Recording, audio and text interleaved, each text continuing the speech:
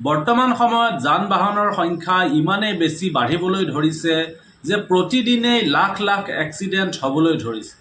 কিন্তু আপুনি বাৰু জানেনে যে পৃথিৱীৰ প্ৰথম এক্সিডেণ্টটো ক'ত হৈছিল? এক তথ্য অনুসৰি পৃথিৱীৰ প্ৰথমটো অটোমোবাইল এক্সিডেণ্ট ৩১ আগষ্ট ১৮৬৯ চনত আয়াৰলেণ্ডৰ বীৰ বা পাৰ্চনছ টাউন নামৰ চহৰত হৈছিল। এই দুৰ্ঘটনাটো এখন ভাপচালিত এক্সপেৰিমেণ্টেল গাড়ীৰ পৰা পৰি মেৰী ৱাৰ্ড নামৰ এগৰাকী বিখ্যাত বৈজ্ঞানিক আৰু ৰাইটাৰৰ মৃত্যু হৈছিল। আৰু মটৰগাড়ী এক্সিডেণ্টৰ ফলত মৃত্যু হোৱা প্ৰথমগৰাকী মানুহ হিচাপে এওঁকেই ধৰা হয়। দ্বিতীয়তে, দুখন মটৰগাড়ী একেলগে খুন্দা মাৰি এক্সিডেণ্ট হোৱা প্ৰথমটো এক্সিডেণ্ট হৈছে ১৮৯১ চনত আমেৰিকাৰ অহিঅ' নামৰ চহৰত হৈছিল।